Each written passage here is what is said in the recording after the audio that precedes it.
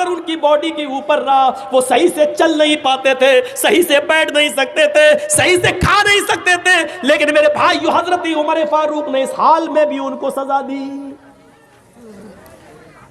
जिस तरह लड़के लड़की के मामले में पंचायत बिठाल के सजा देते हो, शराबियों को क्या सजा देते हो मुझे बताएं।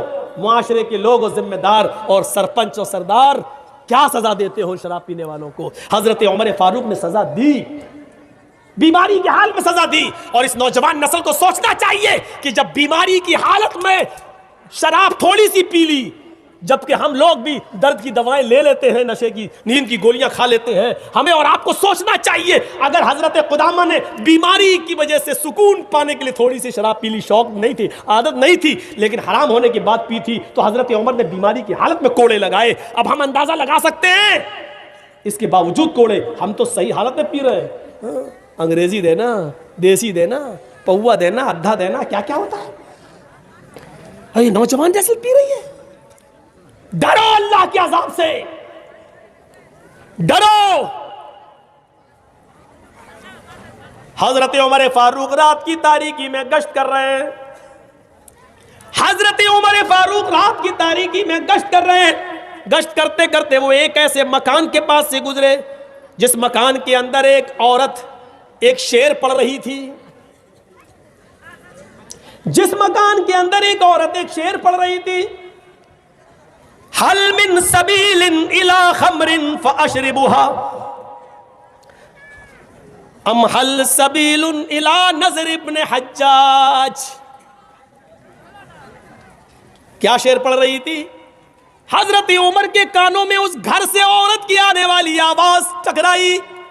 हजरत उमर फारूक रात में उस औरत के घर के अंदर इसलिए नहीं गए, ये अकेली है, कहीं चीख चिल्ला कर मेरे ऊपर गलत इल्जाम न लगा दे, इसलिए मकान का नंबर नोट कर लिया। और सुबह होते ही अपने कासिद के जरिए उस औरत को बुलवाया कि इधर आ। वो औरत आई। अरे औरत, हाँ मेरी माँ बहनें सुने जरा, अरे औरत इधर आ, कल तू ये शेर पढ़ रही थी, हल मिन सबीलिन इला खमरिन फअशरिबुहा, क्या कोई रास्ता है शराब मैखाने तक जाने का? क्या कोई रास्ता है शराब का कि मैं वहां तक पहुंच जाऊं? फअशरिबुहा, और शराब थोड़ी सी पी लूं। अम हल सबीलुन इला नजर इब्न हज्जाज, या कोई जगह है या कोई रास्ता है जो मुझे नजर इब्न हज्जाज के पास ले जाए। अरे औरत, ये शराब की तलब कैसी थी रात में? शराब क्यों मांग रही थी तू? ऐसे ही। और ये नजर इब्न हज्जाज कौन है जिसके इश्क में तू पागल है? कौन है नजर इब्न हज्जाज जो कल तू रात में कह रही थी अम हल सबीलुन इला नजर इब्न हज्जाज, या ऐसा कोई रास्ता हो जो नजर इब्न हज्जाज तक जाता हो और मुझे नजर इब्न हज्जाज से मिलवा दे। ये नजर इब्न हज्जाज कौन है? नहीं नहीं कोई नहीं है, वो तो मैं ऐसे ही ऐसे। जब डांट पड़ी और डंडा उठाया कोड़ा तो कहने लगी कि हाँ एक लड़का है नजर इब्न हज्जाज, फला फला बस्ती में रहता है, कहा उसको बुलाओ। एक कासिद के जरिए उसको बुलाया गया। इसको जानते हो? कहा नहीं। नजर इब्न हज्जाज ने कहा मैं नहीं जानता। तो हजरत उमर फारूक ने बहुत गौर किया, ये लड़का तो इसको जानता नहीं है, इस औरत को, और औरत इसका नाम ले रही है। कहा तुम इसी मदीने में रहते हो? कहाँ? तो हजरत उमर फारूक ने बहुत गौर किया तो पता ये चला कि वो इसलिए आशिक थी औरत क्योंकि वो बहुत ज़्यादा खूबसूरत थे, और उस नजर इब्न हज्जाज के आगे के जो बाल थे पेशानी के, यहाँ वो बहुत आगे, जिसको बोलते हिप्पी कट बाल। ये बहुत से लोग ना इधर तक बाल रखते हैं ना, ऐसे कभी कभी ऐसे करते रहते हैं। ये आगे के बाल बड़े ख़तरनाक होते हैं। ऐसे कभी कभी टीवी पर आप कोई ड्रामा देखते हैं, ऐसे ये स्टाइल होती है बार बार ऐसे करने की, तो ये पेशानी के बाद। तो कहा है नजर इब्न हज्जाज तुम्हारी कोई गलती नहीं है, लेकिन तुम्हारे बालों के फितने ने मदीने की औरतों को फितने में डाल दिया। हाय नजर इब्न हज्जाज, तुम्हारी ये पेशानी के बड़े बड़े बालों ने मदीने की औरतों को फितने में डाल दिया है। मदीने की औरतें तुम्हारे बालों पे फिदा हो रही हैं, इसलिए तुम्हें बाल कटवाना पड़ेंगे। कहा ठीक है मैं कटवा लूंगा। है तुम क्यों कटवाओगे? अब तो मेरी नजरों के सामने आ गए, इधर बैठो।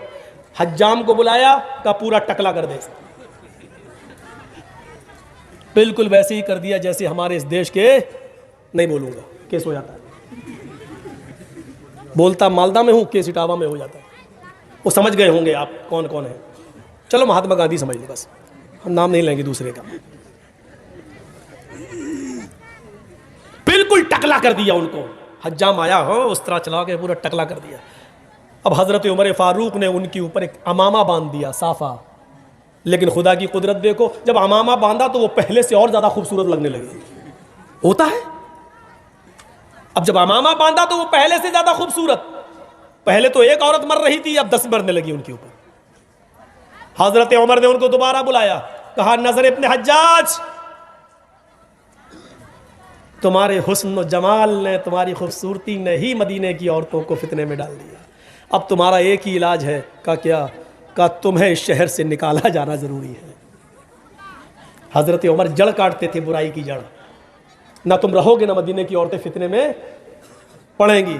उन्होंने कहा मेरा क्या कसूर है? का तुम्हारा कसूर नहीं है, तुम्हारा कसूर यह है कि तुम्हारे बाल बड़े बड़े थे आगे के, मदीने की औरतें फितने में मुब्तला थी। का वो तो आपने काट दिए। का मैं क्या करूं, अमामा बांधा तो और खूबसूरत लग रहे हो। का फिर ये कसूर तो अल्लाह का अल्लाह को कैसे कसूरवार ठहरा दूं? अल्लाह को कसूरवार नहीं ठहराया जा सकता है। अब तुम्हें बसरा में जाना पड़ेगा, मदीने छोड़ो। और उनको मदीने से निकाल कर बसरा पहुंचा दिया गया कि जाओ और यहां दीन की तबलीग करो और मदीने की औरतों को फितने में मत डालो। ये काम होता है गांव के सरदार का, सरपंच का। निकालोगे? अरे तुम बाल कटवा नहीं सकते हो, निकालोगे क्या? कुरान में आया अबू जहल के बारे में, लनस्फाम बिन नासिया, हम उसको पेशानी पकड़कर जहन्नम के अंदर डाल देंगे। लनस्फाम बिन नासिया, पेशानी, ये माथा थोड़ी पकड़ा जाता। पकड़ के दिखाओ, पकड़ गया? नहीं पकड़ पाओगे। कैसे घसीटोगे? तो पेशानी से मतलब क्या है? ये बाल, माथे के ये बाल। फरिश्ते इन बालों को पकड़कर, जो सामने के आगे के बड़े बड़े बाल हैं, इनको पकड़कर घसीट कर उनको जहन्नम में डालेंगे। इस कुरान की आयत से पता चला कि आगे के बाल, जुल्फ जिसको बोलते हैं, ये बड़े बड़े बाल अबू जहल रखा करता था। अबू जहल की पहचान थी। और अबू जहल के बारे में अल्लाह ताला ने यह फरमाया, नौजवानों आगे के बाल बढ़ा कर अबू जहल की सिफत अपने अंदर पैदा ना करो।